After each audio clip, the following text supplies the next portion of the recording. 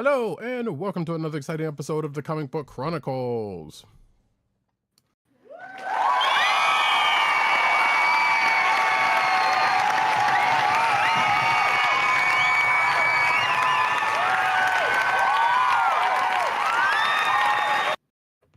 I'm your host, Roddykat. You can find me at Roddykat on Twitter and Blue Sky. You can find me at CBCaps on Twitter and Blue Sky. You can find me at Newsness Need also on those places.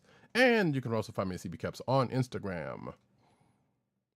South Carolina with Columbia down the way. And the sound effects you've heard come from none other than our man in Brooklyn, @agent_70 on Twitter, Instagram, Blue Sky, and Threads. What's up, everybody? Co-hosting from the borough of Kings, live and direct, coming back to you. I'm just a kid from Brooklyn. Yeah. I don't know why this thing wanted to be stubborn today. Anyway, folks, you can find this here podcast on the Cold Slither Podcast Network. That's ESPN.us. Do it today. You can also find us on your podcast perusal place of choice, whether it be Apple iTunes, like Apple Podcasts, Spotify, or the Cold Slither Podcast Network SoundCloud page. Make sure to click a like, subscribe, leave us all the positive 5-star reviews, especially on Apple Podcasts, because that helps people find our show. Indeed. Folks, we got another, I guess you could say a significantly packed week. And we are going to be starting off with talking about this week's Monarch Legacy of Monsters Season 2, Episode 2, which is called... You know what? I really need to remember doing this a little bit sooner. Resonance. Thank you. Yes. Resonance. It has to resonate with me because it's been almost a week since I watched it.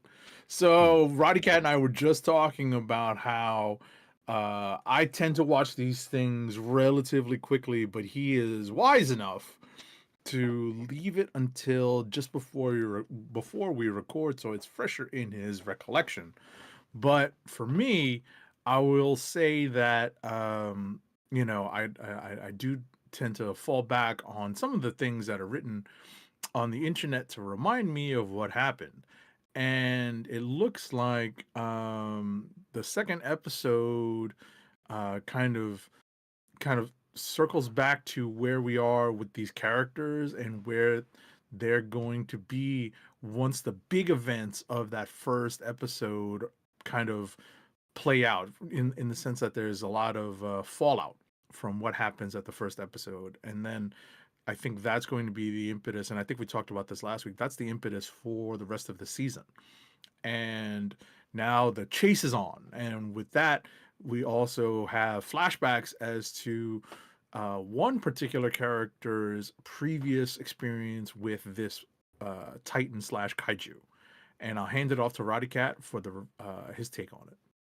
Right. Well, actually, two, because there was two of them there. That's correct. That's correct. Yeah. That's correct. But regardless, still right. But so, as I like to think about it, what started off as the rescue mission from last week ends up being in this episode, a little bit of Alien. I mean, the very first Alien, in that, hey, we get this thing that just so happened to hitch a ride. Mm-hmm. You know, that's no spoiler, but let's just say the people that came back with them were not the only things that came back with them, and also the other thing that popped up from last week that is still there. So and I bring that up, while that might be a slight spoiler, I bring that up because there's a small part of the episode that kind of had me thrown off just a little bit, or I guess I bumped on a little bit, because in true Aliens fashion, a thing happens, some people, some things happen to some folks.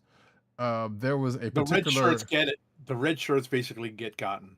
Pretty much, and the funny part about it is you kind of know it. Like, it's like they make it a point to say, "Oh, they follow the person. I'm like, well, we know, because I even found myself like, well, we know this person's gonna get it because Right. we're following them. But that led to a situation where, and this is also a small, slight spoiler, but this is something that kind of bumped on. You see a trail, almost a snail trail, when things start scurrying around. One particular part of the episode, you don't see said trail, but then you see it again like 2 minutes later. I'm sitting here like, wait, that thing just went by, no trail, but all of a sudden the character just pops out the hall, and you see it. I'm like, they didn't they didn't think about the effects that too much for it. But again, that's just me nitpicking. But also kind of goes into some questionable decisions, which is questionable decisions in the type of story that this is that happens. You when you go into a horror situation, which is not saying that this is, the people in the story make stupid decisions to where they could have just not done and would have been all right with, and that continues to happen here in a way, because I feel like, let's just say a thing could have been avoided if they had just like, nope, just chuck the thing and then move. Like, just No, I get it. it's just like, you know what, check the thing over the side and keep pushing. You had to go through all of that. But of course, for drama's sake, the things tend to happen. So, but like Age of 7 said, it just kind of leads to the thing that is going to be the big thing during the course of this. Matter of fact, even in the flashbacks, in the flashback that happens, like, you know what, could have been avoided if you had just did the thing that that somebody was, that somebody just said pretty much do for selfish reasons, mind you, could have just avoided the whole situation. But of course, you had to have the ties, because the flashbacks ties into the current day goings on, which also reminded me is like the current day goings on is 2017 and not like 2026. So now that I kind of messed with me for a second. I was like, oh right, because this is still the current day from back then. Right. from that time. The back then is more between the first Godzilla movie and the second Godzilla movie. Right. So it's like, and that's a good reminder. I actually didn't have that reminder. I could use that. I could have used that reminder when I was watching it, but we do have to understand that they're very limited. There's a much more limited understanding of the scope of the Titans at this point. Right. So it's informative. It basically helps to ground the thinking, because once we've gotten to where we are now in the legendary monsterverse, you can't help but think, well, where's this character? Where's this character? Well, we're still going to get some introductions to some new kaiju during the course of this. We've already gotten one. So, it's helpful to keep that in mind. Yeah. Which, and also brings up the point, and I guess I'm assuming by the end of this season, we may be partially caught up with, I assume, the second movie. I don't know if that's a thing they're actually going for, because I know there's supposed to be another movie they're working on or something or other. So I still haven't seen that second movie, so I don't know. But regardless, I assume some of it's going to be leading into that next movie or the second movie, one of the two, by the end of the season. Don't know. But that being said, actually, one other thing that kind of was actually interesting to see, because I was actually paying attention to the credits of the show, and we know Matt Fraction is a part of this as a executive producer, or as a producer and executive producer. But I didn't realize how many other comic book tied people are involved in the production, because I saw Mariko Tamaki in the credits as a like lead storyboard editor or something like that. I can't remember what it was, but that, and Al Letson, who I know we've read something by them, but I don't know if they were like strictly from comics before or they are back and forth in the thing. I don't know. I meant to look them a little bit, but like that's neat. I thought it was just Fraction and like probably one other person, but I was like,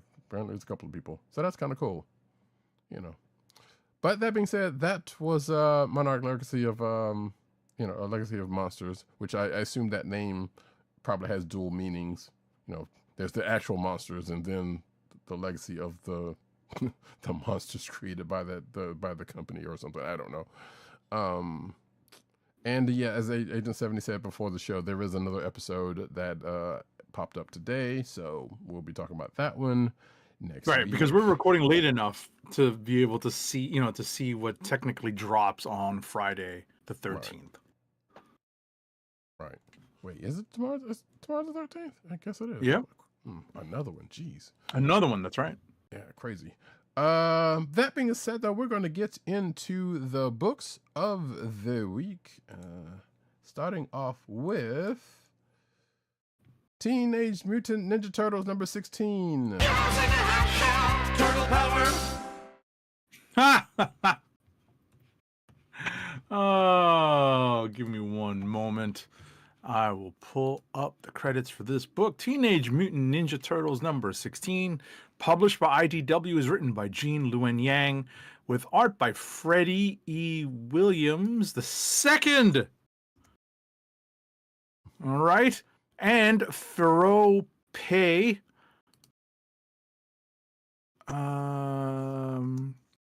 Colors are by Andrew Dahlhaus. I'm fixing a typo in my notes here, folks. And Luis Antonio Delgado, and letters are by Sean Lee. So the main focus of the issue is on the character whose true identity was revealed to us last issue. Right? What's the character's name? Ujigami. Ujigami, right? Taking on the Turtles, because Ujigami is targeting a particular character who has been foretold to endanger a particular turtle. And Ujigami is out to protect all of the turtles. And we find out, lo and behold, that there might be a reason for this particular foretold future right at the end of the issue. So I'll hand it off to Roddykat for his thoughts. Yep, that's pretty much it. So yeah, we the other character who is a Turtles ally finds out about things, and yeah, like Agent 70 said, may have gotten an idea for themselves, knowing, having found out the identity of Ujigami.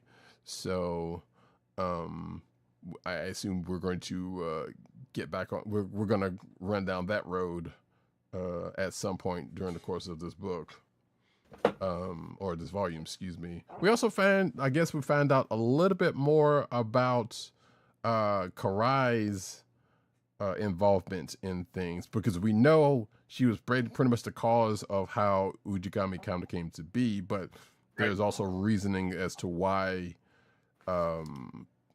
she was dealing with the stuff that she's dealing with in order for that to have happened.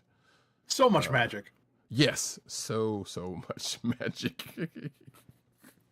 I mean, the Turtles have had a lot of things in this history: time travel, magic, all kind of mysticism here and there. So I guess this is the part that kind of makes a little sense, but at the same time, it's still kind of weird.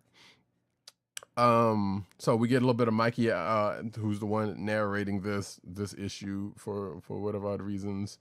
And the cute one. Yes, the cute one. And we also find out, I say we find out, but I'm sure people who have read past volumes of the Turtles probably know about the thing I'm about to reference, in that we find out that the boys have had past lives, kind of, which I guess was referenced in the last volume of the book, because there was a definitely nice little footnote, I think, right, about it. But again, like I said, being the Agent 70 and I did not read the last volume of the book, kind of some stuff left out. Although I might end up rectifying that at some point too. But we read a lot of books, so good luck in that. But yeah, that was Teenage Mutant Ninja Turtles. Right, I was about to say, unless we have a lot of travel in front of us, there's going to be very few opportunities for catch up. There's that, or we have another. Heaven forbid! I ain't trying to. Oh, stop! Don't even bring that up. You know what I was about to say. I'm just saying. I know. That's what I'm saying. I'm like, no, let's not even bring that. That's what I'm saying. I shudder to think about it and don't want that to happen again. But we already got a whole bunch of stuff happening as it is in this world. So right, we have other stuff to deal with. Like I said, my hope is that we both have some time, time to spend reading. As opposed to like our regular everyday, travails and work, Yeah, we'll see. I would still love to get back to some of those Evergreen episodes though before even that. So, but again, that's things and stuff and things. We're gonna I've got to look at that list of stuff and see if there's anything I need to catch and brush up on. In fact, I think there's some stuff I may have added. Well, I know there was some stuff I've definitely added, but might be some other stuff might end up adding to that list. So we'll see. We'll see, folks, because it comes up often enough, really. So yeah. But next book that we have in common, and I'm sure Agent 70 has the soundbite for this little ditty. And that is a Gatchaman, number 16.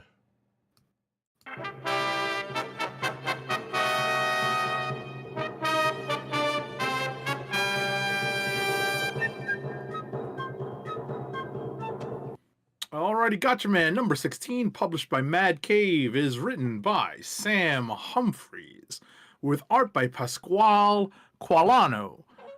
Colors are by Rebecca Nalty. And letters are by Bo Bedoin.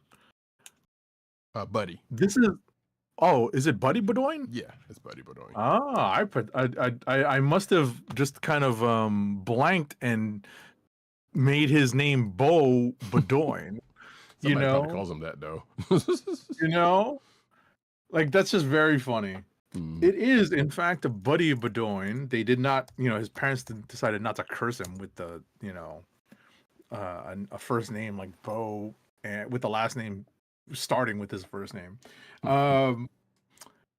This issue started off very much well timed, right? With the season, with the Olympic season that we just finished, with even though we are not yet in spring, we've just had, at least here in New York City, a quick warm spell, now followed by a steep, you can tell it's steep because my voice cracked, a steep temperature drop, once again, not enough to elicit snow, but we've got a little bit of a snow adventure here at the beginning. I couldn't help but be reminded of the recently completed Winter Games. And a lot of the first part of this story relates to, winter sports, winter games-esque type things. But what I think is going to be the biggest point to come out of this issue is the introduction of a new character. And with that, I'll hand it off to Roddykat. Yeah, so real quick, it's funny that you mentioned the weather because I didn't tell you this. We had, that a similar thing happened down here in South Carolina. However, we also had a tornado warning in the area that I'm in to come along with this weird ass weather. So I'm like, is somebody playing with the weather dominator again? Because y'all need to stop. But yeah, it was hot. Weather tornado, rained a good bit, and then the temps just dropped. So it's this weather's still kind of weird as hell. But as far as Gatchaman number 16 is concerned, yes, like Agent 70 said, the Science Ninja team tried to have not necessarily an off a beach day episode kind of situation, but they're trying to get some winter shenanigans in since they were in a place that they could do such a thing with. But of course they were told to keep a low profile, and how that tends to happen in situations like these. And as Agent 70 said, yes, there was an introduction to a new character here who may have come out of the group that was I can't remember if it was last issue or the issue before last. It might have been last issue. That kind of popped up at the end of last issue or the issue after last. That is coming up as a third force in this book, or at least as it seems at this point. So, hey, and one of the Science Ninja teams may have an interest. I don't know, or may not have an interest. But we shall. I just think it's funny. Yeah, I was about to say. Sorry to interject. Sorry, I'm just kind of, I can't help but chuckle at the idea of naming conventions running out of names, right? Running out of sources of names, because once you get to a certain part of the alphabet or a certain species or whatnot, you start to run out of names that haven't already been used, Right. Throughout throughout comicdom. So, when I saw this, I was like, oh, I guess that name hasn't been used yet. Not in comic books, but definitely in video games. Right. I can safely say that much. For those who have played any part of a Metal Gear Solid, would probably know the name that would be referenced if we told it. Gotcha. Or a version of that name, I guess. Anyway, but yeah, Galactor shows up, does his thing. The intro to the new character happens, which leads to another mystery, and also the Science Ninja team may be questioning their handler. So a little bit for reasons, but it was bound to happen in one way, shape, or form. So the one other thing I guess I wanted to mention is I don't know if Sam Humphries took over the book or he's tag teaming it with Declan Shalvey, or was it Declan Shalvey who was writing the book before this? I can't remember, but or either they're tag teaming or he just took over. I don't remember. So. Either way, not that matters that much, because it's not like the book has missed a beat, from transitioning one way to other. So, but also good to see Sam Humphries kind of out there again writing stuff, because he's kind of he may or may not have been away from comics for a minute, so I don't know. But yeah, Gatchaman continue to be a good read. So, and here we go with that. The next book that we are going to talk about, of course, you got to pull this puppy up. I'm sure it will, but Transformers number 30. Okay, Transformers number 30. Oh, not that one. I hit the wrong button, folks. Wrong button, folks. I could have sworn I had this particular sound effect queued up. Now, I could be mistaken. It could just have been moved around during... no, I got it. Thank you. Transformers number 30, published by Image, is written by Robert Kirkman with art by Dan Mora, colors by Mike Spicer, and letters by Russ Wooton. So the cover actually kind of comes to fruition in this story, because there is challenging of leadership, and there is a surprising change in leadership. And it's not who you might think it is when I talk about challenges of leadership, because there's always somebody squawking at Megatron. But in the end, we have a change that is going to be pivotal in the storytelling in Transformers moving forward, as well as kind of reestablishing a dynamic of... let's call it a reduced strength force of Autobots on Earth. Basically, going back to a reduced. Right, exactly. Force. Kind of moving backwards, because what had been established right towards the end of Daniel Warren Johnson's run, and the early part of Robert Kirkman's run, is that the Autobots had kind of recuperated and had really added to their number, and now things have kind of, like you said, gone back to where we started at the very beginning of Daniel Warren Johnson's run. And with that, I'll hand it off to you. Yeah, there was a part of this book that had me saying, "Why is this happening? This doesn't seem like it should happen like this." But at the same time, I guess it does make sense in the form of how the story has been going since, I guess, well, not even since, but even before Kirkman kind of took over, because I'm pretty sure there was some seeds in there. He was like, "Yeah, go ahead and plant that in there. I'll take that up when I get on the book," or before we knew he was getting on the book, but I have a feeling that he kind of probably already knew. But yeah, there's a couple of moments that a couple of characters, Optimus and another character has, that the character is on the cover of the book. That's Alita 1, before things start popping off. And let's just say a familiar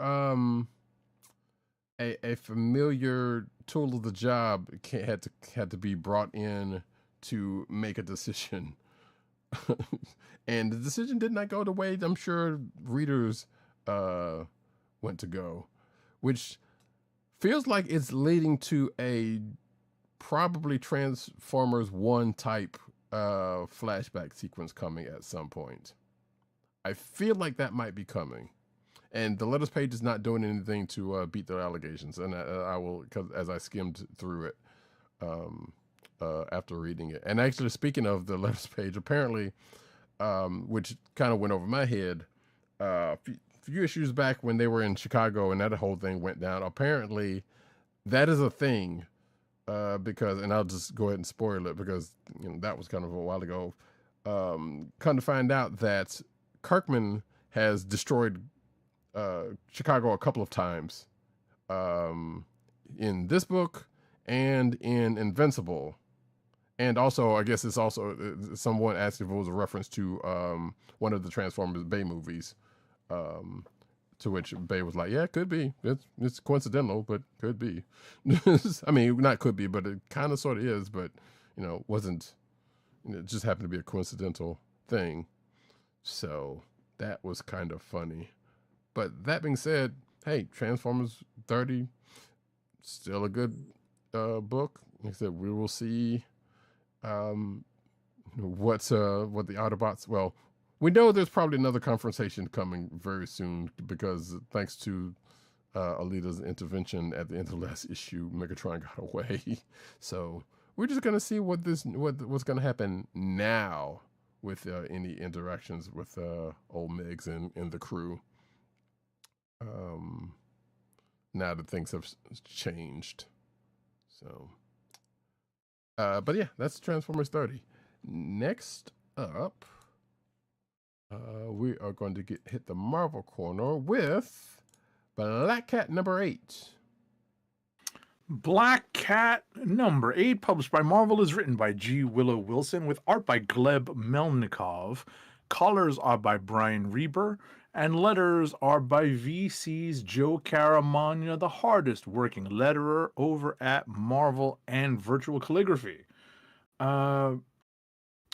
We have the Black Cat assisting Mary Jane Watson, who is also known as the current host of Venom, and they're off in the negative zone to do what the Black Cat usually does, which is burgle, but all in with the goal of assisting Mary Jane Watson with something of a kind of a personal nature. And there's some frustration to be had, but there's hijinks to be had between these two characters as they're kind of exploring their new dynamic now that we've discovered that Mary Jane is, indeed hosting the Venom symbiote. I had a personal fun time with a particular riddle of non-sphinx, here in this issue, because I gave a guess before I turned the page, and Same. I was wrong too. I was wrong too. Nice. So I did not feel so, I did not feel so bad for the character who provides a guess. And at the end of the day, as an X-Men fan, I had my kind of dropping moment at the end of this issue when I was like, oh, it's been a while. Mm-hmm. Indeed. I could hear Timberland in the background saying, it's been a long time. I feel like that thing has probably shown up in the last few years as just kind of I was like, oh yeah, this thing just happens to be here for some odd reason in a book. But yeah. Right. I agree. I feel as though we've seen it, not as highlighted. Right. In another appearance. Like it was in some damage control warehouse somewhere. I was like, oh yeah, that's her here or something. I don't know. Something weird like that. But yeah, it's just two girls on a road trip in a negative zone, like you do, getting into hijinks and whatnot. Felicia schools MJ on her philosophy of luck.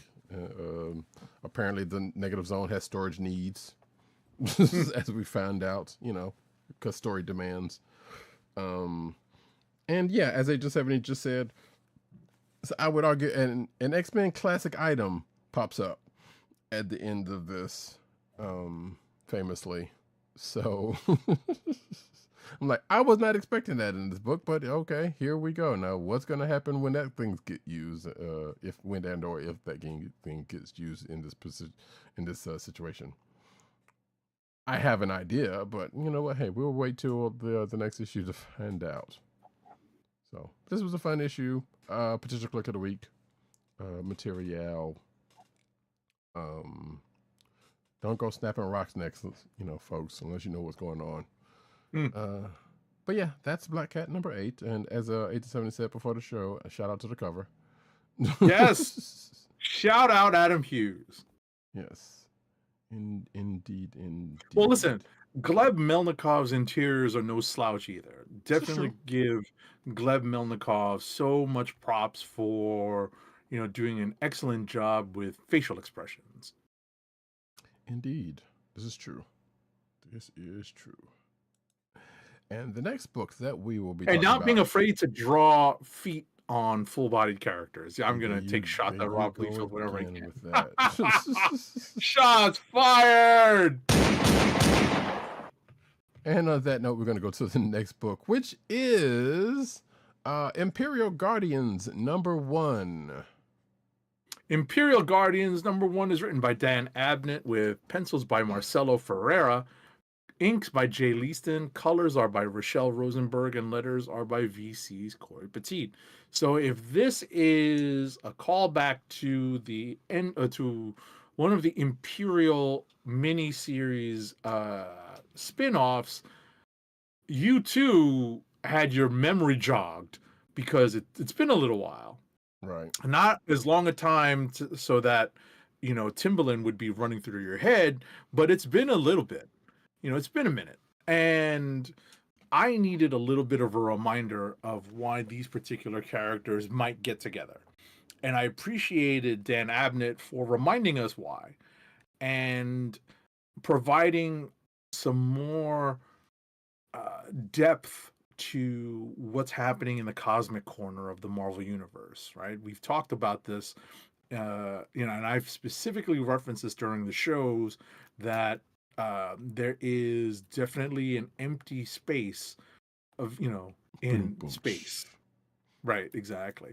There is a void in the void of the Marvel Cosmic Universe. And it could definitely be filled by, if not a group of Guardians, definitely some more characters. And into that void steps the Imperial Guardians.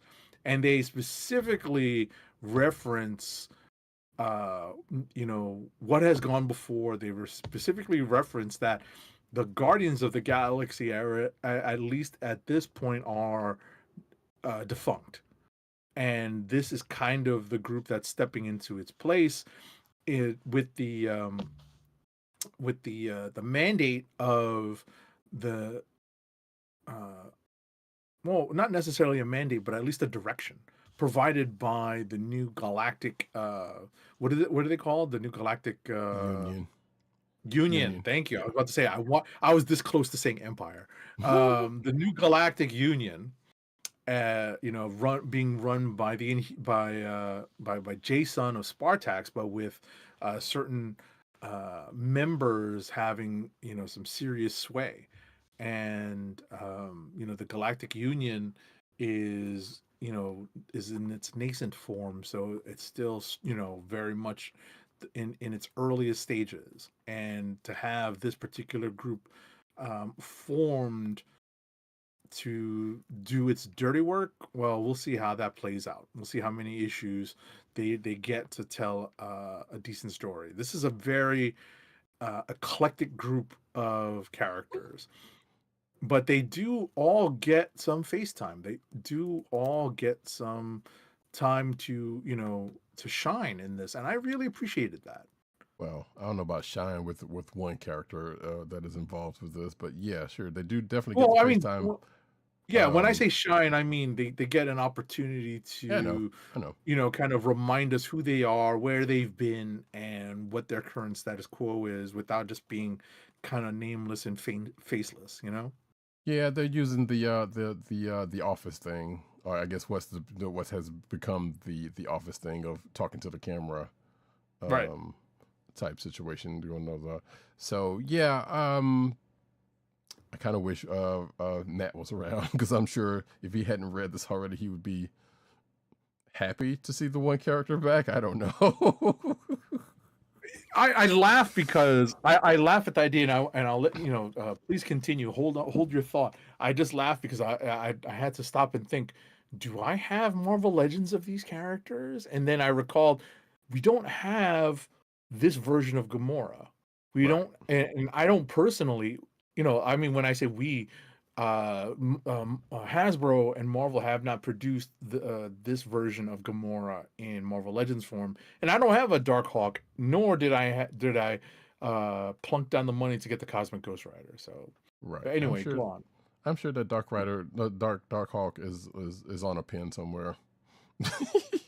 much like Thunderstrike, as we talked about behind the scenes. On a peg, yeah. Yes. Yeah, so here's the thing, folks. One, we got Dan Abnett back on the Marvel Cosmic side again. So yay! I know he's done some stuff here and there, but also again, I'm kind of wondering if it's going to lead to a Guardians of the Galaxy book. Because I'm pretty sure that has happened before. As Agent 70 said, it is a ragtag group. I would say, a motley crew. To the point, so more so because we have Gamora, Carol Danvers, Amadeus Cho, as Agent 70 just said, Nighthawk, and Cosmic Ghost Rider. Darkhawk. Darkhawk, excuse me. Yes. What did I say? Nighthawk. I did say Nighthawk. I kept doing that. 90s kids, whatever. Y'all are weird anyway. But yeah, this whole group of characters and Darkhawk's just being all up in his pity self and whatnot. I'm like, okay, why is this character here again? I mean, we know why this character's in here, because why not? And also it's Dan Abnett, so so therein lies that. So, but just a small correction to something that Agent 70 said. It is not Jason. It is actually Peter Quill, because I think Jason died. Oh, that's correct. I apologize. That in my brain, I assume that it's Jason, because he was until things happened. Right. Exactly. So, and also, for those like Agent 70 and myself who definitely needed a little bit of a refresher, I still want to actually go back and read the one. I think it was a one shot, right? It was a one shot. I skimmed it quickly. Right. I did not, because I remember it when I was like, yeah, I get to it, but I never did, because I totally forgot this was still coming out, like you just said. So, and now I'm feeling I might want to circle back, because something came up in here. Is like, wait, so a thing happened to them, which kind of led to this happening, and the person that is pulling their strings, and we do say pulling the string, is someone who pretty much has something to do with Imperial. And in case you don't know who that is, you can find out for yourself. But let's just say that they are the Loki of the cosmic universe, or the cosmic groups. Let's just say. or at least at this point. Right. If you still don't know who it is, I don't know what to tell you. But and I am fairly quite sure that because of the strings being pulled and what this person has told the people, or at least a couple of the people, that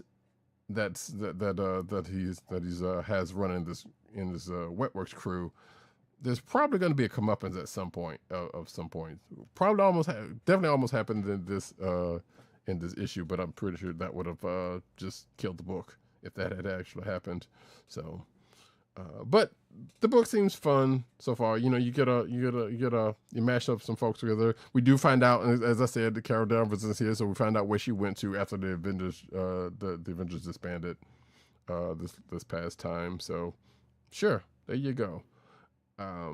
But yeah, another fun book of the week. Like I said, got to see where this goes and see what's going to become of these what these grow. Because I could have sworn, and maybe this is something also that came out in that one shot.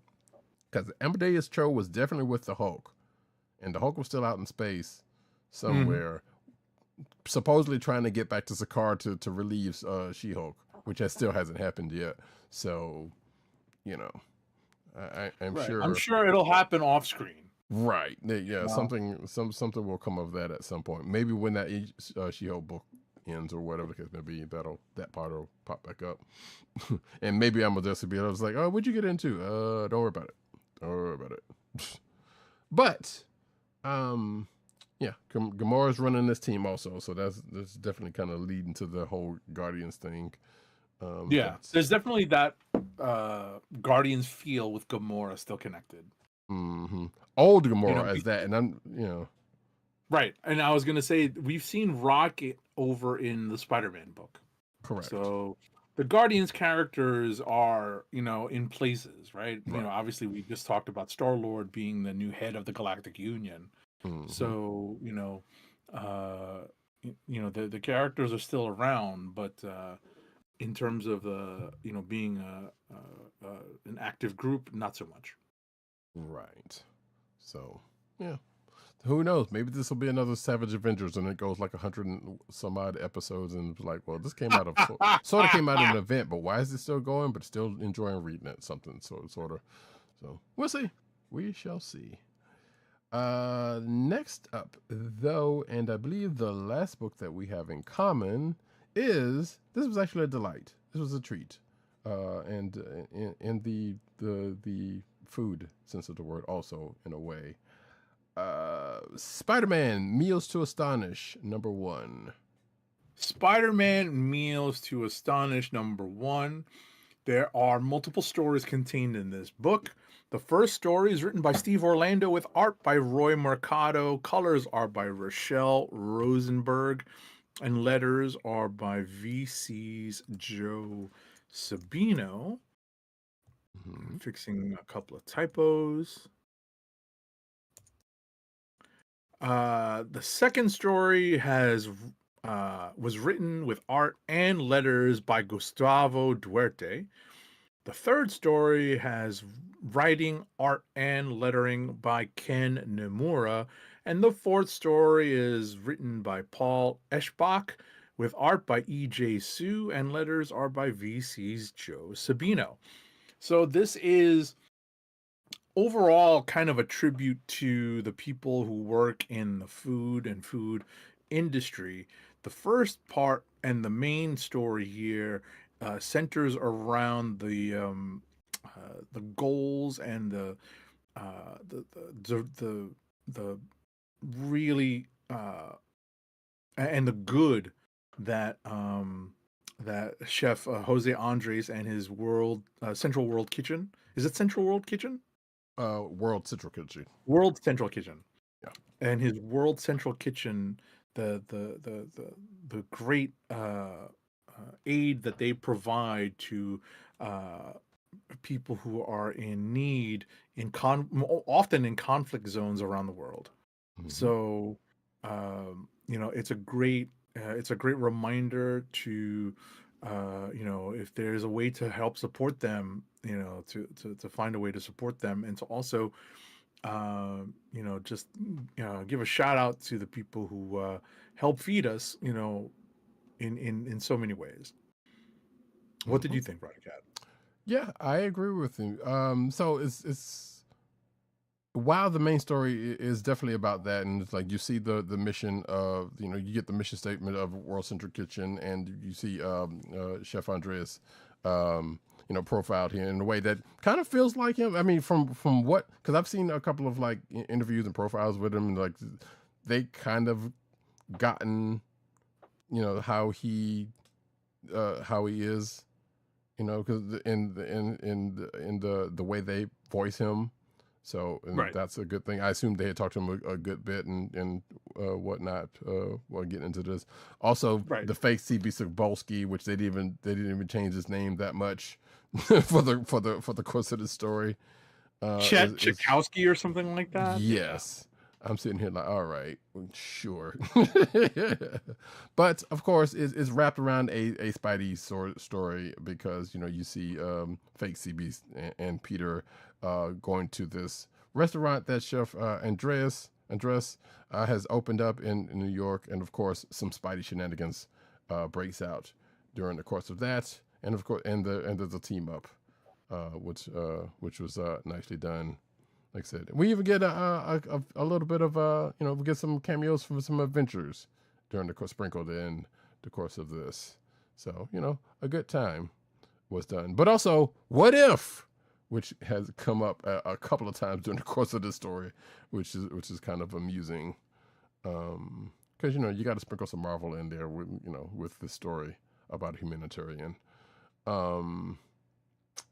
But yeah, the other three stories, so the second and the third story, I'm not sure if they probably came up someplace else. I'm not sure where though. They might have been like backup pages in some other books, but definitely the fourth one, well, the fourth last three stories was basically a Marvel Infinity book that is being reprinted in this, and I remember reading that book, which was kind of fun.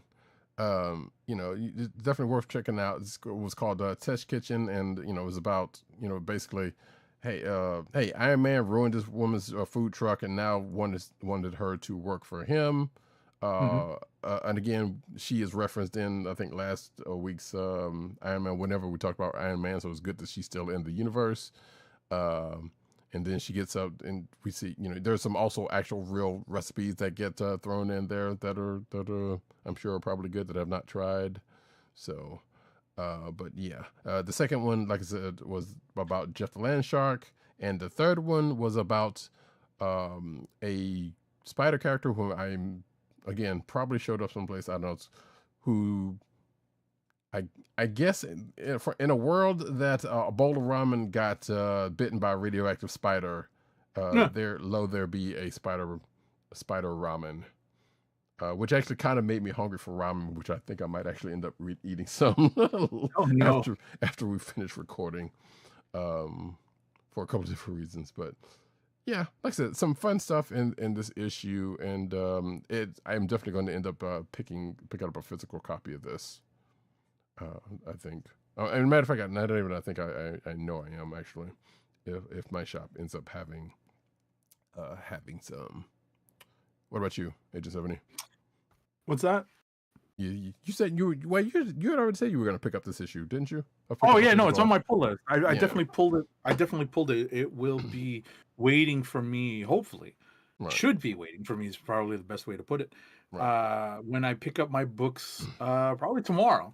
I will say that there was a kind of fun fake interview in the pages of kind of the there's a better word for this, the pages in between the stories, right? Oh, right. Yes. They decided to put a couple of fun little bits in between the stories, and there's a fun bit about where Ben Grimm likes to eat around New York City, and they're referencing real places. Right. Okay. So when I noticed that those were very, very real places in New York City. Interesting. I guess Everything you would from call those deli to interstitials. cars, pizza, interstitial. That's what I Yeah, needed. yeah, I wanted to say something. Either something to reference the fact that it's just in between, right. right? So interstitial, these Right. interstitial pages or transition pages, even. Um, I like that particular bit where they're referencing real places, and that's why we're not in Gotham City. That's why we're not in Metropolis. That's why we're not in freaking Coastal City. Shots at DC. Always shots at DC when it comes to that stuff. You know what I'm saying? Right, the world outside your window. I That's honestly right. did not read the interstitial stuff. I guess I should go back and check that out. Usually I do kind of check it out to see what kind of tidbits in there, but I didn't in this one. Because I kind of knew, like, once I got past the main one, it was like, okay, check out these other 2 and 3 page joints, and I already knew what the last story was because I'd read it before, so I didn't necessarily need to do that. But just kind of breeze through to other stuff. So, but yeah, good stuff. Like I said, if anything we said about this, I don't know if this is going to be one of those, hey, part of the proceeds are going to go towards World Central Kitchen or not. I would hope that's going to be the case. Right. And if it is, it'll definitely be another worthy reason to check, to go grab a physical copy of this book. So, just saying. That being said, I believe that is the last book that we have in common. Let's hit up some rapid fire. Alrighty, folks. Here we go with some rapid fire reviews. I ain't got time to bleed.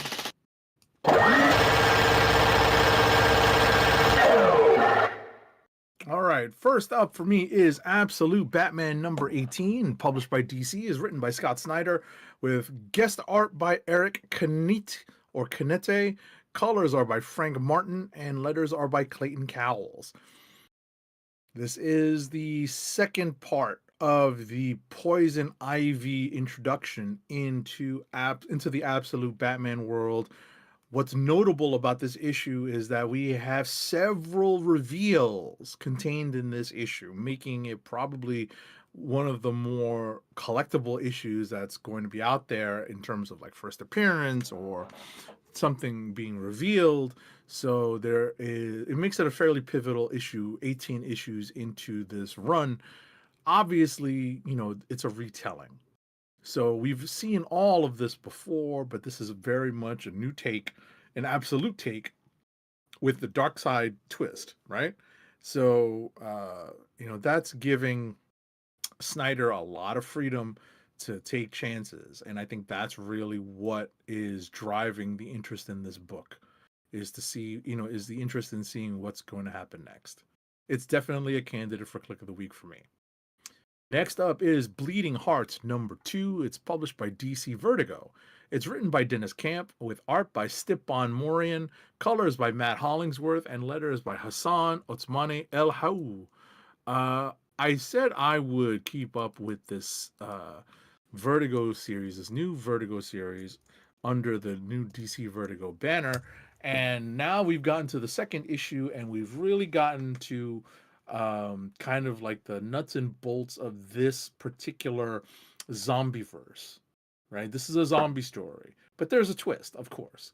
And I found that the twist was interesting in the first issue, and now we're starting to see how other characters might observe and interact with this particular twist to a zombie story. And it should be interesting moving forward. I'm hoping that it is. Bleeding Hearts number 2, published by DC Vertigo. Next up for me is Magic and Colossus number 2 of 5, published by Marvel. It's written by Ashley Allen, with art by Herman Peralta, colors by Arthur Hesley, and letters by VC's Ariana Marr. We continue our story with Magic and Colossus as they kind of are on a road trip with a reason to not use Ileana's stepping discs and that part of her power set, because not that she's prevented from using that, but she would not be able to do a particular, let's call it a magic trick, while she is utilizing her stepping discs, right? And that particular magic trick, that particular power that's part of her power set, would lead to them, let's say, losing the trail of the person that they're chasing. And I think the key to this book is kind of a reminder of the dynamic that has always existed between Magic and Colossus, and we really have not had the chance to explore that dynamic, the brother-sister dynamic, the older sibling and younger sibling dynamic, much until now. We've gotten it from one perspective or the other, but not so much with the two of them, kind of in extended interactions with each other. And Shout that's out to probably this. the. What's What's that? that? I was about to say I shout was out just to gonna this say, album cover looking cover. yeah, that's funny. Then I was gonna say it's nice to see them interacting on an extended. What I was gonna finish with is that it's good to see them interacting in an extended fashion. I might have to circle back to this because I know you mentioned it in the first issue, so I might definitely have to check it out. All right, next up is Venom number 255. It's written by Al Ewing with art by Carlos Gomez, colors by Frank Darmada, and letters by VC's Clayton Cowles. This is the next chapter of the Torment crossover story. This is the character. This is an introduction to a new villain who is even worse than Carnage. And there's lots of stuff going on. This sounds very much like the Maximum Carnage crossover from back in the day, which, I definitely bought a little bit of, not all of, and I honestly don't know if this would convince me to read Venom or pull Venom or purchase Venom, but, Al Ewing is doing his darndest. Right, I gotta give him credit. He's doing his darndest to make us more interested in his version of Venom and the stories that he's telling around Venom and the various symbiotes. It's going to be interesting to see how this all plays out with Spidey and MJ moving forward. Last but not least for me is X-Men United #1. It's written by Eve L. Ewing with art by Tiago Palma, colors by Brian Reber, and letters are by VC's Joe Sabino. So this is the heir to the Exceptional X-Men book because it very much focuses upon Kitty Pryde, Emma Frost, and a lot of the younger Exceptional X-Men members, as well as the younger characters that are going to be focused on that are being focused on in the pages of Adjectiveless X-Men as well as Uncanny X-Men. And the premise here is that they're restarting the Xavier Institute or the Jean Grey School or whatever, they're calling it Gray Matter Lane. This is their attempt at restarting the effort to educate mutants moving forward, to educate younger mutants, that is, moving forward. And so, we're starting to see some of the new characters who've been introduced interacting with each other, as well as, they're going to be going on missions, and we're exploring how they might create new relationships and interactions between all of the new characters who have been introduced in the other X books. So, if this is your thing, if you're a New Mutants fan or Generation X fan or not so much X-Force, but a little bit of X-Force, take a look at this book, see if you want to pick up something a little bit off of just the main two X teams. And that's it for me. And once again, Marvel knows what they're doing by not necessarily focusing on, but if you're watching the video version, you can see the cover. There's a particular set of assets that are more front and center on the cover. Yeah. That Marvel knows what they're doing. They're They ain't slick. Just like with that Black Cat cover, they're not slick. But that being said, we're going to get over to the books that I have, starting off with G.I. Joe, Real American Hero. Guess what? Surprise, surprise. Number 326, because yes, this book has been going. The long-running G.I. Joe, A Real American Hero. Very much. With the long-running original writer of the book, excuse me, let me get back to my credits. Where am I? Sorry. Written by Larry Hama, with art by Andrew Cronky, colors by Francesco Segala, colors by Francesco Segala, Flatter, Sabrina Del Grosso. I meant to look what the heck a Flatter actually does. But letters by Pat Brousseau.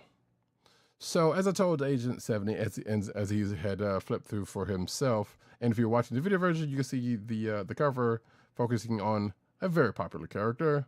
And basically, hey, this is just a one and done mission in some nondescript, well, not even nondescript, some country of a, with a real sounding name, but it is a fake country name but if you see the stuff in it, you already know what it is.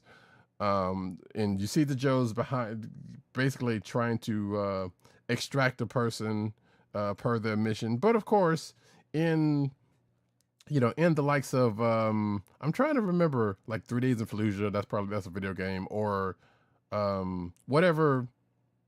What is the name of that movie where they were basically trapped behind enemy lines and had to get to extraction?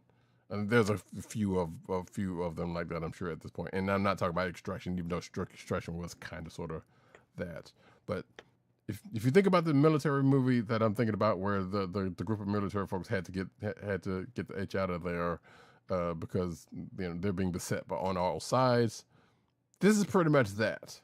And in true Larry Hama fashion, as Agent 70 noted when he are you thinking of Black Hawk Down? Yes, probably. Yes. Okay. And I couldn't think of it, but yes. But in the vein of that, Larry Hama kind of takes us back to the old days of the Marvel book, when he was just basically spitting out calibers of guns and things of that nature and whatnot during the course of the book, while keeping the action hot and heavy as he does in this one. And of course, yes, the person on the cover, that being Snake Eyes, for those who are not watching the video version, does play a fairly significant part in this, as does other Joes that are on the mission. But definitely Snake Eyes. But also, a spoiler alert, folks, this Snake Eyes talks, and that's still weird to me. It's still weird. It's the original Snake Eyes did not talk for reasons. I know they've had a couple of different ones since that whole situation. And yeah, still kind of crazy that Snake Eyes talks. But yeah, potential click of the week. For like I said, as Agent 70 said, basically kind of said it's kind of nostalgia nostalgia for this one. It felt comfortable. It was like, yeah, this is like the old book for reals. Yeah, it was kind of a nice little throwback, to be honest, for me. Mm-hmm. Yeah, and for as far as we both know, Larry Hama's pretty much been keeping up with that this whole time. Like I told him before the show, like I had read a couple of issues here and there in the past, and some of that is still there, but it's not to the there's not to the extent of how this was.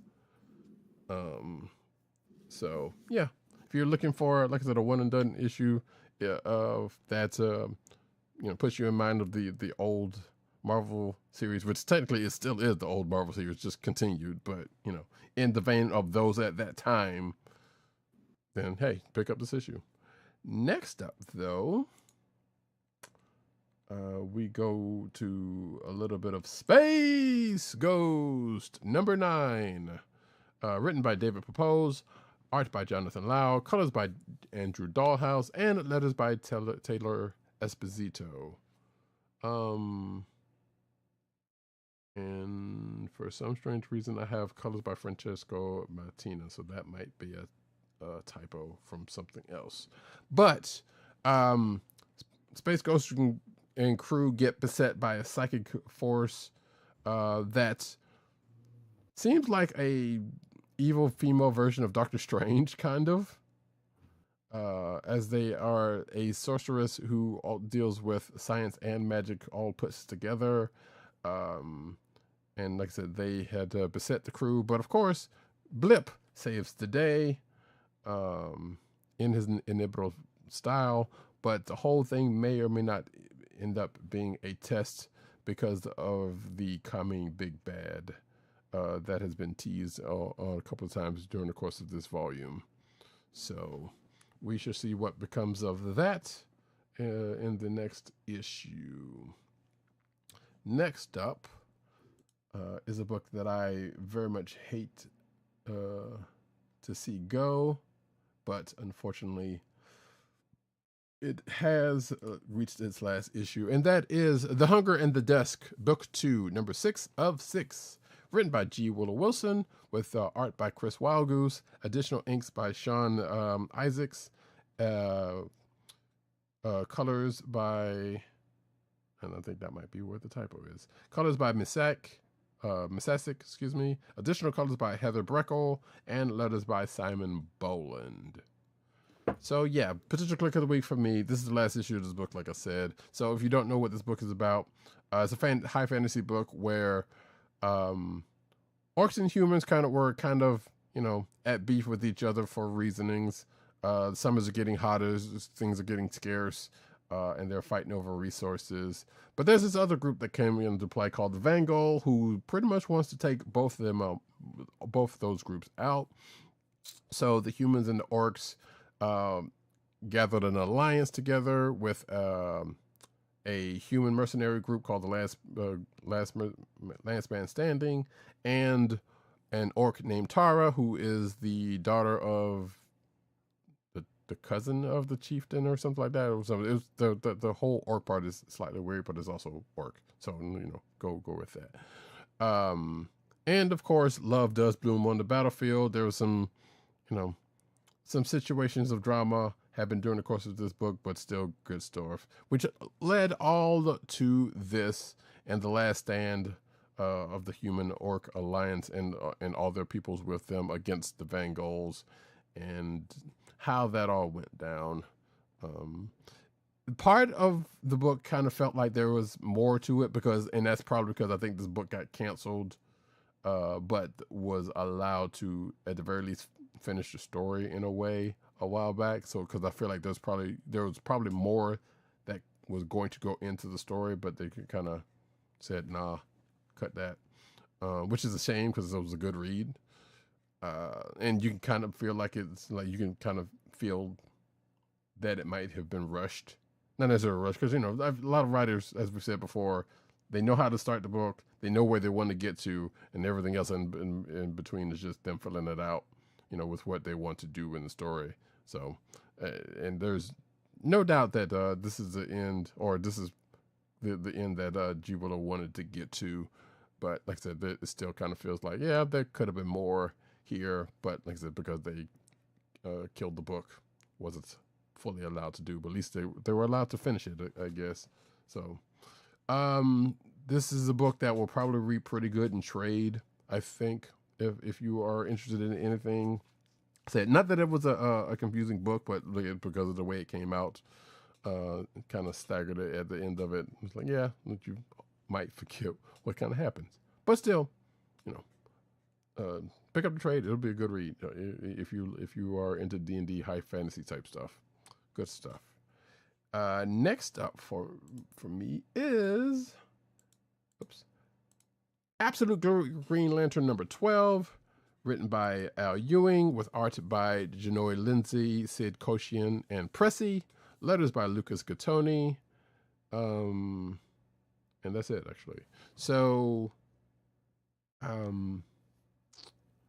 this is the Absolute Universe. So the Green Lantern that is being followed here is the Absolute version of Joe. Oh, now I'm forgetting the last name. I apologize about that. But Joe from Far. Huh? Joe Moulin, thank you. Yes, Joe Moulin from Far Sector, as some might know.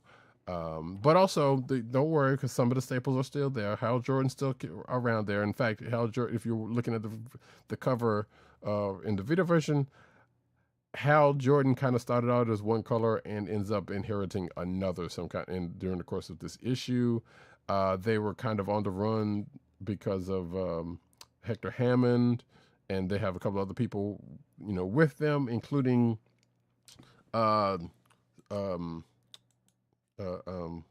what's Simon's? You remember Simon Baz?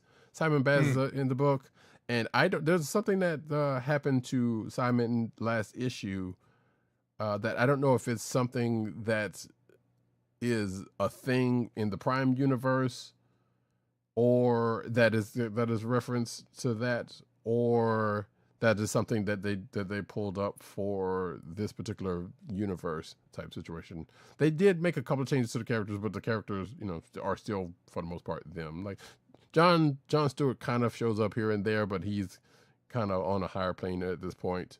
And yes, even Guy Gardner shows up at a point. In fact, he's actually still kind of kicking around in a certain way. But there's another Lantern adjacent character that shows up that has been kind of blasting their way through things, and they show up at the end of this book. This is not a character that I'm that familiar with, but I do know of the name, who kind of shows up after the things that happen in this issue to Joe and crew, happen. So what's going to happen going forward? Hey, read for yourself and find out, because I sure will be as well. This is kind of one of those books where it's like, it's not necessarily a lot of mumbo jumbo, but it is a little bit of mumbo jumbo, and it's kind of weird in itself. Not Immortal Hulk weird, but it does have tinges of that in spots. And the last book for me is Doctor Strange #4. I'm fairly certain Agent 7 is probably going to read this, so I'm not going to spoil anything. I'm behind on that book by a lot. Like, I think I might have read the first book of this new Doctor Strange series, so that's why I'm not even. Feel free to spoil it, because it might be a while. I mean, like I said, I'll be looking for an opportunity if there's extended travel in my future to catch up on that. Right. Well, luckily there's only 4 issues, so you can, it's still easily enough to catch up on. But yes, if for those who don't know, Stephen Strange is stuck in Asgard thanks to the events of the end of Immortal Thor and One World Under One World of the Doom technically is when he went to Asgard in the first place. So thanks to those two things, Stephen's kind of stuck in Asgard. He is the Sorcerer Supreme of Asgard at this point. But, as Angela, who is along for the ride in this book, keeps reminding and reading him, it's like, you ain't even trying to be here. Your mind is on Earth. So why do you even care what goes on here, type situation. But there's also some beef between dark elves and angels in here, which is another reason why she's involved in that. And the main antagonist is called Verboten, which is still a kind of a stupid name, and is not spelled the way that is actually spelled in English. But, of course, it is comic book cartoon named. Almost Star Wars named, I would go so far as to say. But all of that kind of comes together. And but, of course, like I said, the beef between the angels and dark elves ends up meeting an accord during the course of this because they're all trying to get to the bad guy for reasons. But the bad guys said, you know what, I still got some folks up in the pocket, so y'all got a whole bunch of stuff to deal with outside of the fact that you thought you caught up with me. Then there's another thing with as I call it, a hot angel who's kind of tied into this in a certain way that has something that happened to them, sadly, but I'm sure that is the way that's at the end of this is probably going to get dealt with in a positive way, I'm sure, because that's kind of how some of these comic books work. But we shall see if that ends up happening or they're going to subvert that. And that, folks, is it for me. Kliqs of the week. Kliqs of the week.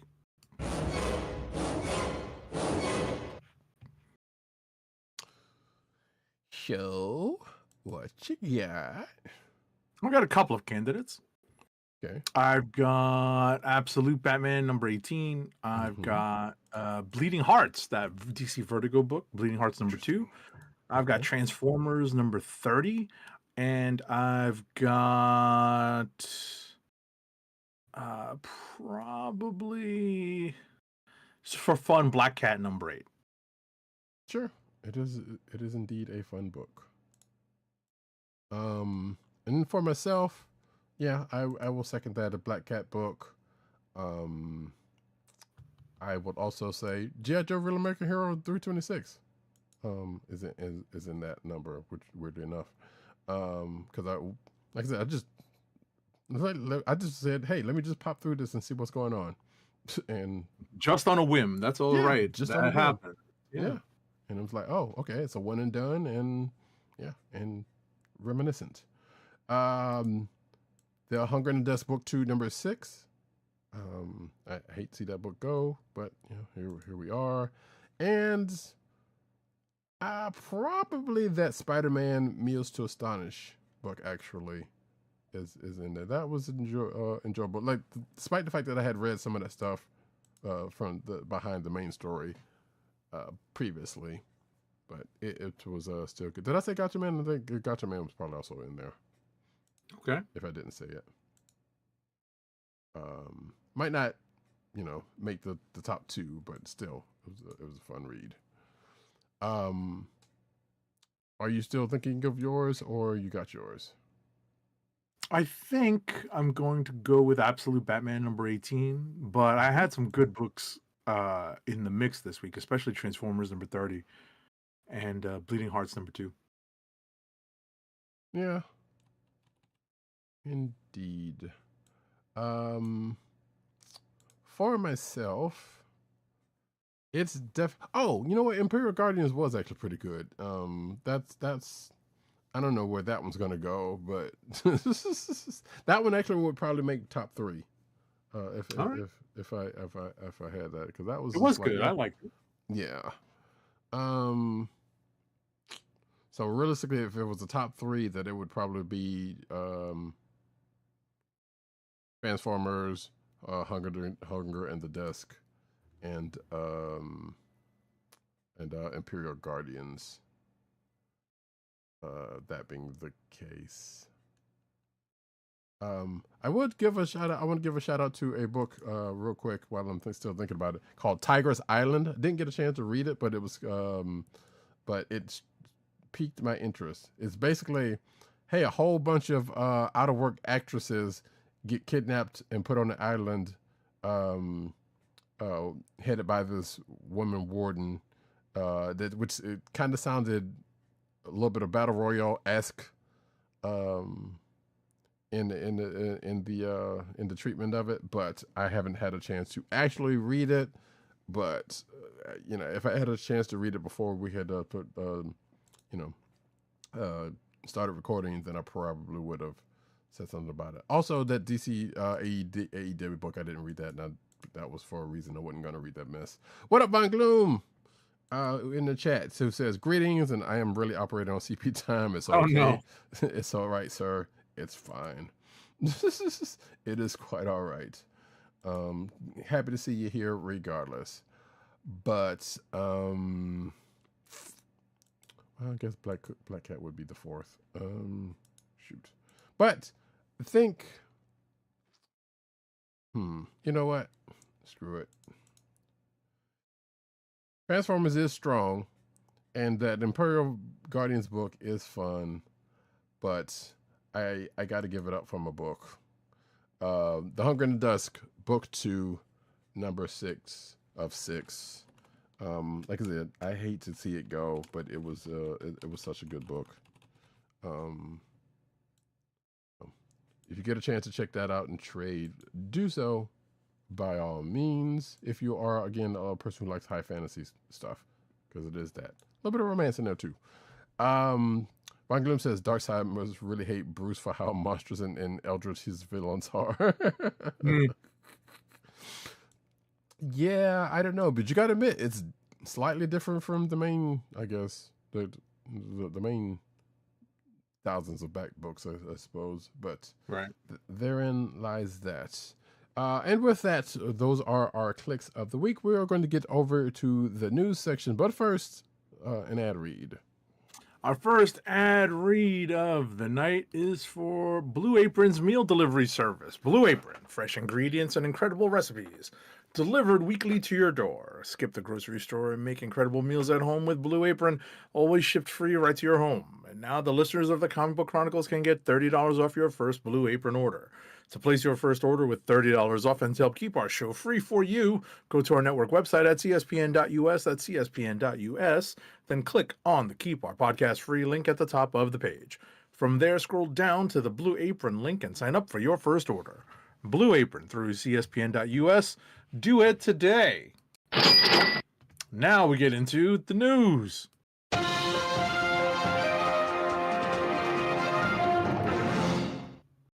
Cinematic news as we do about this time. Von Gloom says Poison Ivy looks like a biblically accurate angel. Okay.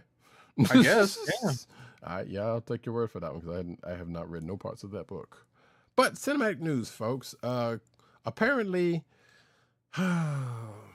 controversy erupts. I don't know how much of a controversy erupts, but this idiot, I don't know why, still has a career. Controversy erupts after former Green Lantern artist. Oh, what a lame, stupid slurs while reacting to Lantern's trailer. Yes, nerded dirtbag. I'm not even gonna say his name, but you probably know about him from. No, I won't say his name. But during the Me Too, I mean not the Me Too, the Comics Gate and all that other stuff. His initials are EVS. And that's all I'll say. You know who that is, then good. If you don't, you know what? If you're watching the video version, his name's up there because I'm not giving that asshole any more gasoline than he already needs to be poured on himself. Anyway, apparently he was on a stream and he reacted to the Lanterns footage, and of course it was targeting the show's lead, Aaron Pierre, who plays Jon Stewart, and used a homophobic slur because he's a piece of shit. And that's all there needs to be said about that, because like I said, that person just needs to go to hell already. Next up, dirtbag. What is Pretty dirtbag? much. He's a dirtbag. Tink.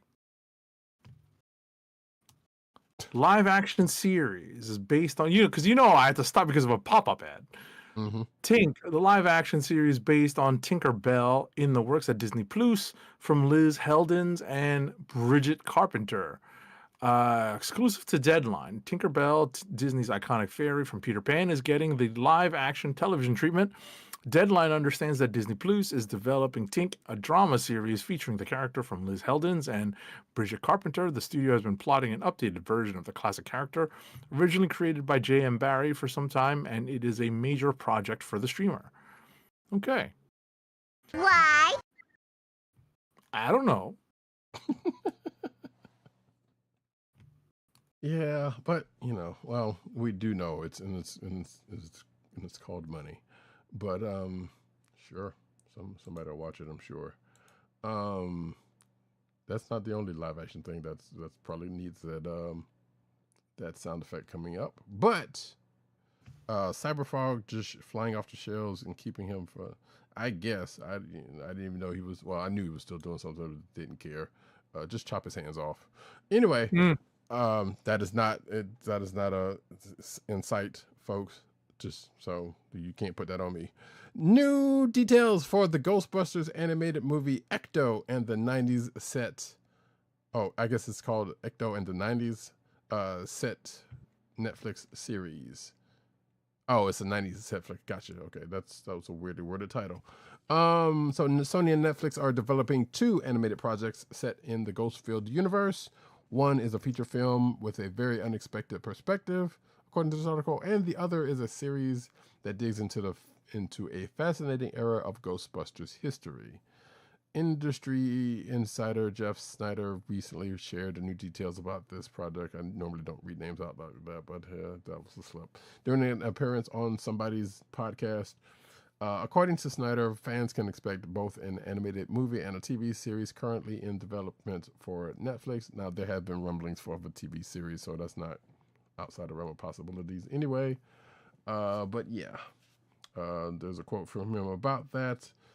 According to this, he said the movie is called, that he was told it was called Ecto, told from the ghost perspective. So, and you know, it goes on from there. I'm not even necessarily going to read all of this off, but sure, more Ghostbusters projects. One being animated, or I guess one or both being animated. Sure, why not? Next up. One second. Yeah, we're getting some anime news. Alrighty. Let's see. Let's come up with something good here. Oh, you know what? I'm just going to play this because I like this.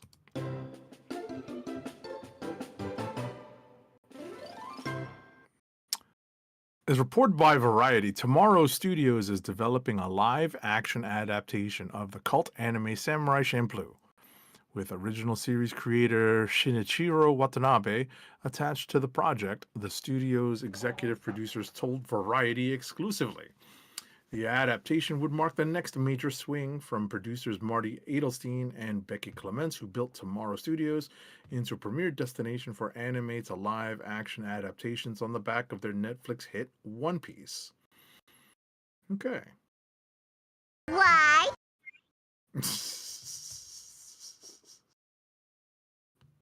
Just saying. Yes. Yeah. Enough with the, That's why. Yeah, I know. You're right. I know. But also that apparently that One Piece one has been doing well, folks, and they're gonna keep going into that well because can't help it. And Disney too. So we can't even say it's just an anime thing because Right. Yeah. Von Gloom says, "Don't have faith in the live action Champloo series." Yeah, I don't either. But it's gonna happen one way or another. Also says Cowboy Bebop should have been an easy adaptation, and they produced a steaming pile of turds. At least Watanabe is involved. I don't think he was involved with the Cowboy Bebop one. I don't remember if that was the case, but at least he's involved with this, and so maybe it'd be better. I love Samurai Champloo. You know what is actually I say that, and I still haven't seen the actual final episode because it's kind of one of those things like, dang, I hate this is going to end if I watch this. So that is my not so secret shame at this point.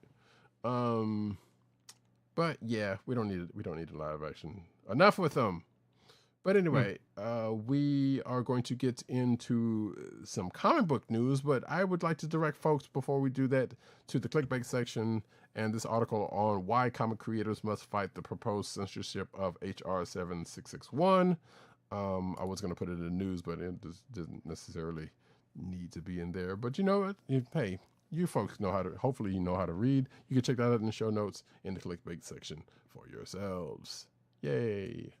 And on to the comic book news. Hey, Diamond bankruptcy getting the update because that's the thing that's still kind of going on. Apparently, publishers argue that they should get their inventory back due to Chapter 7. And there's some court documents involved. And this that whole thing is still kind of an ongoing thing. That I wasn't really sure whether it's an ongoing thing, but apparently it is. This article kind of gives a refresher about what's been going on with that whole situation and how it started and where we at right now. And of course, patting themselves, not necessarily patting themselves on the back, but you know, pointing to some other works that they did on the subject. Something serious says things got quiet, very quiet until February 19th. All hell broke loose again in all caps. Although it didn't seem like it after a while, then goes into the current stuff going on with what I said in the title. And as the article does actually point out, it is a gigantic show. So I can save myself some work for later. Oh, I forgot to put that in our thing, but that's fine. Next up, though. I'm kind of interested to read all this. Yeah, you should. Like, where's all this product going? That's really what everyone wants to know. Where is it going? Right. But next up, though. Alrighty, next. Actually, this is a book that came out this week that we did that we had a review copy of that didn't get a chance to read. Disney and Webtoon team up for Mickey Formula One Racing to the Top, because we all need Mickey and Formula One crossing over. Mickey Mouse and the Friends will be part of their most exciting partnership yet. In partnership with Webtoon, the Walt Disney Company is releasing Mickey X Formula One Racing to the Top during the F1 Australia Grand Prix on March 6th. So this has been out for a week. The series will be available on Webtoon's international platforms and updating throughout the F1 season. New episodes will launch on every race weekend, and the comic story aims to visualize the thrilling excitement of racing. I mean, listen, I watched the F1 movie. It was good, but I mean, you know, keeping up with this on a weekly basis, come on. But listen, I could be talked into it. I mean, hey, guess what? You don't have to go far, because the same place that holds that movie that you watched is also the home for F1. Right, Apple TV. I didn't want to say it, but yeah, people would know. At this point, we don't have to give them any more whatever. They're not sponsoring us, but yeah, there you go. Matter of fact, when I was watching Monarch earlier, I was like, you know what, this is. Right before, there was the whole kind of, yeah, hey, we got all of this, yay. I guess F1 is big. Who knows? For some folks. But either way, also, folks, hey, guess what? There's a video game called Disney Speedstorm. It's not F1, but it is a racing game. That's, you know what? They could have done that, but I understand they wanted to tie it to F1 for reasons. The mouse and the fruit got together. But next up, Smallville's Kristen Crook debuts at Titan with Black Star, and not the rap group. Most definitely quality. Shout out to them, or shout out to one of them, because I don't know what quality they're doing right now or whatever. But because he's been a problem. Anyway, not a problem, but an annoyance. Titan Comics will release Black Star, 5-issue comic series by Kristen Crook and co-creators blending and co-creators, blending Northern Gothic noir, magic, and horror on July 29th, 2026. There was a press release here talking about that. I feel fairly confident that she's probably bucking to get this adapted at some point. Just, you know, I would not be surprised. I would not be surprised. I would tell you what it's about, but this is kind of lengthy, and you know, it doesn't feel like it. There we go. Actually, I take it back. Here we go. Amidst skirmishes between two warring factions in the early 19th century fur trade, Dashiell Carlisle discovers he has magical abilities and that he's not alone. Thrust into a secret order with designs to use magic to build a new and better world, Dashiell discovers that their utopia may come at a horrific cost. Dun dun dun. Yeah, there you go. If any of that sounds of interest to you, because I could go further and it does, but I will not. Hey, there you go. You can check that out on, what is it, July 29th? Yes, of this year, when issue number 1 of Black Star comes out. Next up. One moment. Alrighty, Teenage Mutant Ninja Turtles number 300 is set to feature blind bag variants jumping on this particular bandwagon. Teenage Mutant Ninja Turtles is set to celebrate its 300th issue in July with a special storyline, exclusive covers, and a backup story featuring classic artists. The press release follows after more than 40 years. Oh my God. I'm getting too old for this shit. Of exciting and innovative comic book storytelling, Teenage Mutant Ninja Turtles is approaching its milestone 300th issue, and IDW Publishing has Technodrome-sized plans to give the heroes in a half shell the the celebration they deserve. So to commemorate this milestone, IDW has crafted a blind bag program with an incredible lineup of cover artists featuring multiple versions of a never-before-seen cover from co-creators Kevin Eastman and Peter Laird, a stunning J. Scott Campbell variant, and more surprises to be revealed. Okay. So that you mean April's going to be booked over or something on the J. Scott Campbell, holding a slice of holding a pizza. But also there's going to be the Teenage Mutant Ninja Turtles Last Ronin Training Day one shot from the folks that did the Last Ronin stuff. If you're watching the video version, you can see the cover for that. If you haven't read Teenage Mutant Ninja Turtles Last Ronin, you should. It's pretty good if you are of interest in a future Turtles storyline, let's just say. But yeah, those are covers. I'll just scroll through, and there is that. I believe it does not say when that 300th issue is happening, though. So what I was actually... It says July, but just not an exact date. Right. So...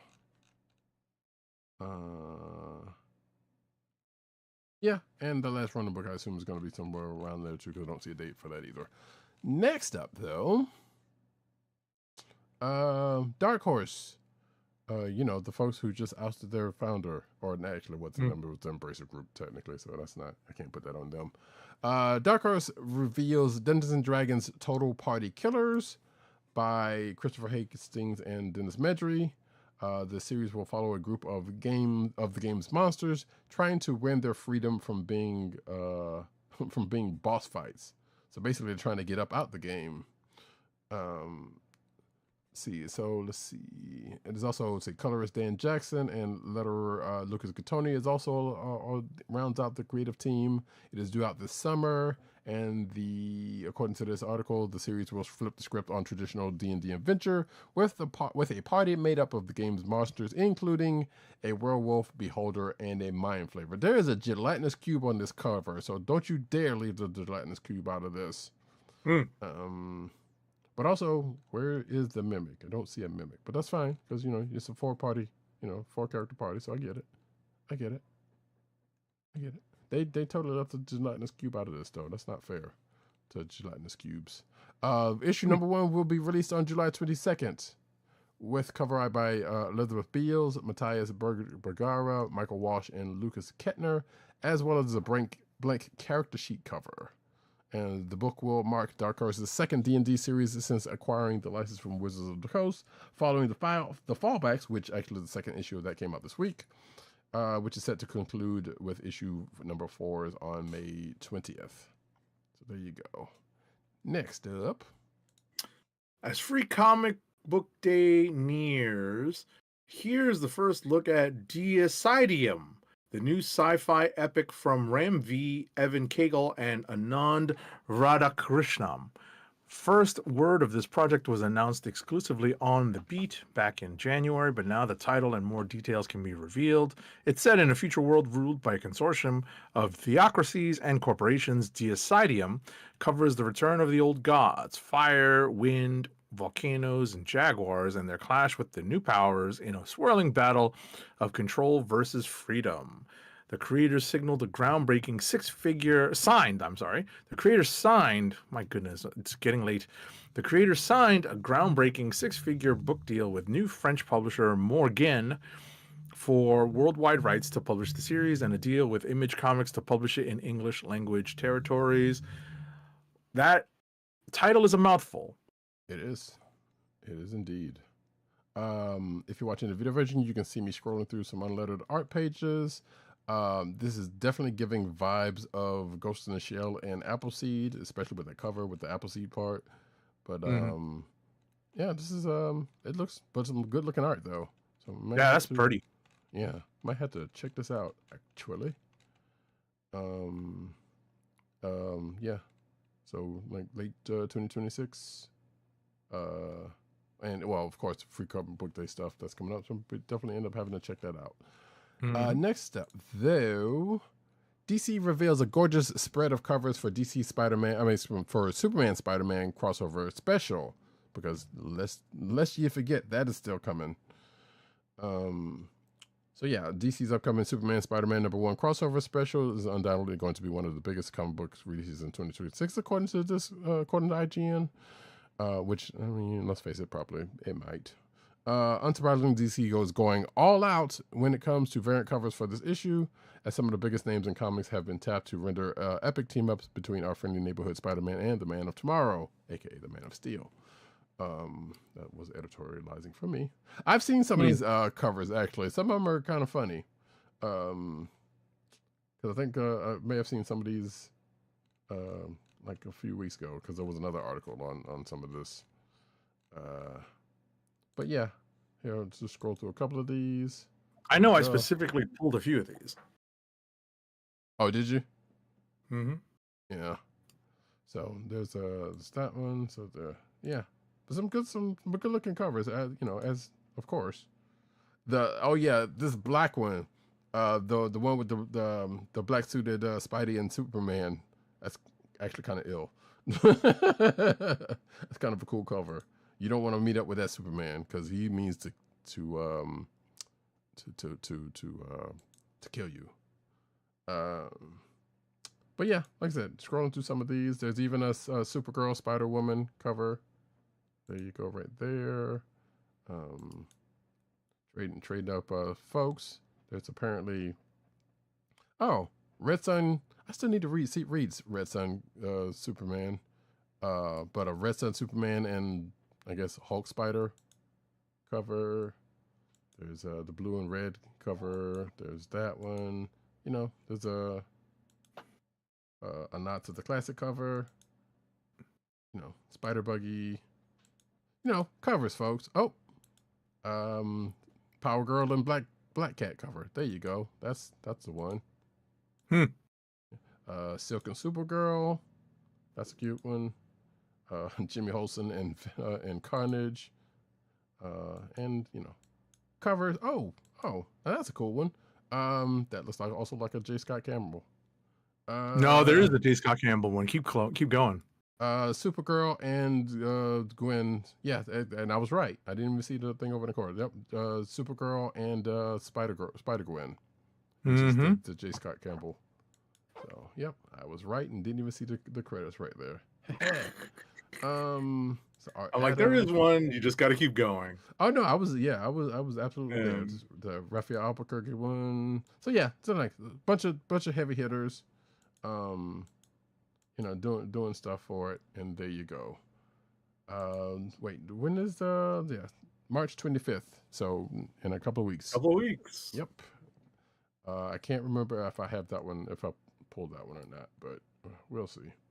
I suspect that one's probably going to have a bunch of copies in store, but right. I was about to say the only benefit of pulling, if you can pull a specific cover, right? Like if your store will let you, or if you're able to, because they're able to order enough, then that's great. But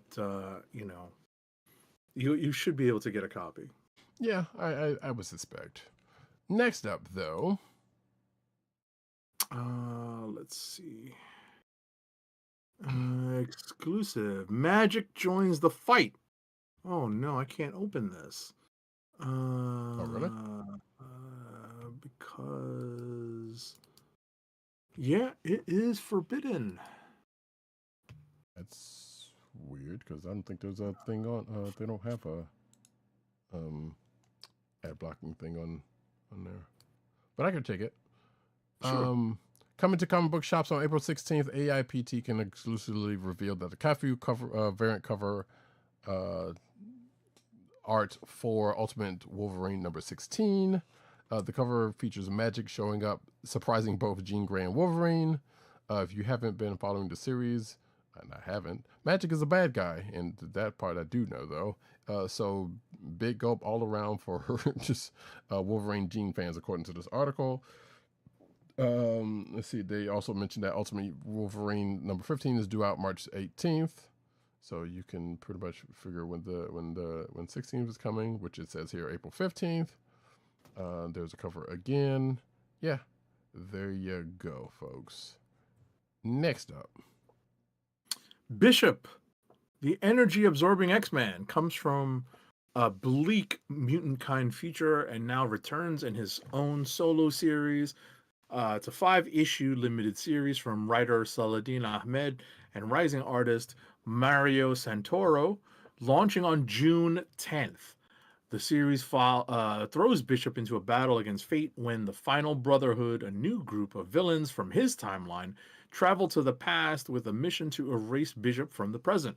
To stop them and protect the timeline, Bishop will reunite with his sister Shard, a fan favorite character from 1990's X Factor, and earlier Bishop stories. Her tragic fate has long haunted him, and her sudden return raises impossible choices. yeah, about to say, didn't she die? But Yes. Flashback. This is a flashback. Mm-hmm. And because, Bishop is very much tied into time travel, oh yeah, you can definitely, find ways to bring some of these characters back. right.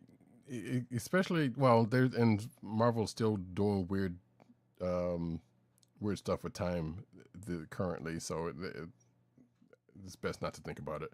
Because it's like, wait, sometimes you can time travel, sometimes you can't, sometimes you can only go so far, and I don't know, things and stuff.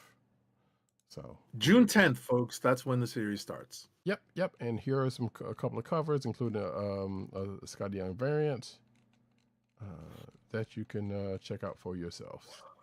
Next up, we get a little bit of Toy Corner with Star Wars has some stuff, of course, because that new Maul show is coming relatively soon.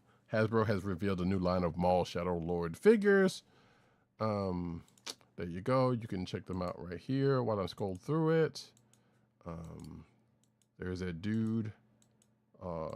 Got his lightsaber. There's the packaging. There is this other character who I'm assuming is going to be in the show. It's a Jedi who may or may not make it to the end. Who knows? Another character, again, like I said, I'm sure it looks like they took Sabine and made a new model for them. But yeah, actually, and they are Mandalorian, so that might be more true than I was joking about. So yeah, figures, folks. They're going to be priced at $27.99 and released in stores in spring 2026. Because the thing will be out there by then. Next up, Transformers Studio Series More Than Meets the Eye collection. One Shall Fall Megatron. We have in-hand images over at this link from newstfw2005.com. So yeah, this is the battle damaged retool of the Studio Series 86 Megatron mold, inspired by the final battle against Optimus Prime, as seen in the classic Transformers, the movie from 1986. You even have a picture with interfering Hot Rod, and yeah, it looks pretty cool. Yeah, I as I said when we first talked about this, like we knew somebody was going to do that shot, and sure enough, there it is. But yeah, I know he still, transforms into a tank. But if you're not trying to, transform him, this is probably a pretty good get. But hey, folks, if you were interested in that Invincibles versus fighting game, there's an open beta that is going to happen next month. So yeah, the open beta usually means that, hey, anybody could just download it and try it out because that thing's going to be out relatively soon after that. But yeah, so it's 3-on-3 tag fighter, just like a Marvel versus Capcom or the like. It's going to be on PC and consoles, so PlayStation, Xbox, and PC. Oh, apparently it's PlayStation and Xbox at first, PlayStation 5 specifically, but it's going to be probably PlayStation. Well, anyway, it doesn't matter. PlayStation 5 and Xbox Series XS. But it says here, don't worry, PC will be available at launch. So I'm going to assume the open beta is only going to be for Xbox and PS5, and the dates for the open beta will be April 9th through the 11th. So pencil that in for they've already been doing closed beta stuff. So if you're not already in that, and this is your chance to try it before it comes out. But the final lineup is here, which is Invincible, Adam Eve, Bulletproof, Thula, Rexplode, Battle Beast, Omni-Man, Robot, Monster Girl, and of course the newly announced Alan the Alien, but also that new character Elemental, which they don't have here. But I guess this is just the lineup for the open beta. And of course they got the arenas lineups, and it'll tell you how to get in. If you want to, usually you just go to your console of choice. This is a page and look it up. I'm sure there's a page out there. And apparently they're going to be at South by South 2026. I totally forgot South by South because it's still doing that and also doing gaming stuff. But March 12th to 14th, if you're in Austin, Texas, and are going to be at South by Southwest, you can try it out there as well. So, and some other stuff that apparently Alan's got a thing, a pop-up shop there is going to be there at that thing. So there you go. Last but not least, you can get a look at gameplay in a trailer video for The Boys Trigger Warning. That is an upcoming first-person VR action game. Oh my goodness, stop. Why did this change? Yeah, it does that. That's so stupid. I was just in the middle of reading the stupid thing. Yeah, if you don't stop the video, it's gonna do that. Oh my god, are you serious? Yeah, just go back. I'm just gonna reopen it. Stupid thing. All right, so it's an upcoming first-person VR action game that gives you superpowers and sets you loose in the world of the hit TV show and graphic novel series. The game includes voice performances by TV show actors. Hey. Yeah, I heard you. Shut up. I hit pause. The game includes voice performances by TV show actors Laz Alonso, who plays Mother's Milk, Jensen Ackles, who plays Soldier Boy, Colby Minifie, who plays Ashley Barrett, and PJ Byrne, who plays Adam Bork. The Boys Trigger Warning launches for MetaQuest 3 headset. They're up to MetaQuest 3? Jeez. Oh, yeah, that's MetaQuest 3 headsets on Thursday, March 26th. A PSVR 2 version is also in development to be released later. Yeah. I do not know anyone who has either of those VR headsets. Here you do. Oh, you do? Oh, for goodness sakes. I got a 3. They got a 3S at this point, but that's neither here nor there. I don't know if I'll be getting this. But by accounts, and I think another video on this, it's a pretty bloody and whatnot. Not to say that I just don't care about the boys enough to to play the thing. But if I see somebody else playing it and it looks compelling, maybe. Who knows? Nah. But that's it, folks. That is it for the news section. Let's get one last ad read. Our last ad read of the night: keep our podcast free by shopping at Amazon. Visit cspn.us and click the Keep Our Podcast Free link at the top of the page. From there, scroll down and click on the Amazon link to shop. Purchase items from Amazon as you normally would, whether it's books, music, electronics, jewelry, apparel, or Marvel Legends. For every purchase made on Amazon through our link, Amazon sends the CSPN a payment that helps us keep the Comic Book Chronicles podcast free for our listeners at no extra cost to you. Now, remember, if you shop at Amazon often, bookmark the link or add it as your homepage so that you can help the CSPN each time you order. We thank you for your support.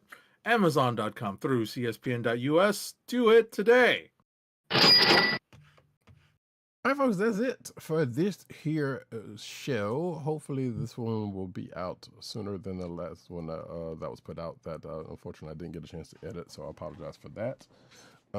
But we'll be back next week with more Monarch Legacy of Legacy of Monarch.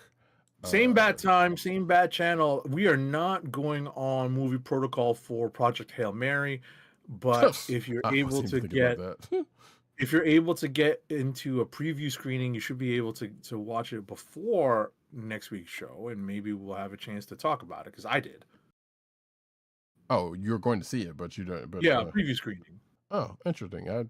Wait, is that even comic book focus, or you just or not that that even matters? But okay, yeah, you'll let me know how to do. Because I feel like you've, as you have yourself has said, you can see a lot of that movie from the trailer. Not everything, but a lot of it. Right. So we'll see how it goes. Listen, we always talk about when it comes to, stuff in the movies, doesn't necessarily have to be comic book focused, but if it's genre based, then we may actually talk about it during the show. So we'll see what happens. If it, if it doesn't really tie in, it's not that big a deal. Yeah, I mean, yeah, we have talked about stuff. Hell, we many and plenty of times about Fast and Furious, so it's not like that. But we do tend to focus more on the comic book, related stuff. So, and realistically, Fast and Furious is kind of like a comic book at this point. So it's not far offside of the stretch. Right. But yeah, folks. So we will be back next week. 8 to 7. We'll give us impressions on that if we need. Then. Like I said, Monarch, Legacy of Monsters, that Maul thing doesn't come out until the week after that, so we still got a week out of that. And actually Daredevil doesn't come out until the week after that, so we still got a little bit of time for both of those. I think that's about it. So yeah, I have been Roddykat. You can find me at Roddykat on Twitter and Blue Sky. You can find me at News Nerds Need on Twitter and Blue Sky. You can find me at CBCaps on Instagram. Agent_70 on Twitter, Instagram, Blue Sky, and Threads. You can find this here podcast on the Cold Slither Podcast Network. That's CSPN.us. Do it today. Hey, Von Gloom, if you're still in the chat and you get a chance to read G.I. Joe Real American Hero from this week, let me know what you think. If you're actually even paying attention to that. But you can also find this here podcast on your podcast perusal place of choice, whether it be Google Play, Apple iTunes, aka Apple Podcasts, Spotify, or the Coastal Podcast Network SoundCloud page. But also you can find us recording every Thursday night, most times, or 9:30, closer to 10 o'clock Eastern time, and we just had time to change, so I can safely say Eastern Standard Time. On youtube.com/TheKliqNation and twitch.tv/Comic Book Chronicles. Make sure to click like, subscribe, give us all the positive 5-star reviews, especially on Apple Podcasts. Hit that notification button so you know when we are on live and direct.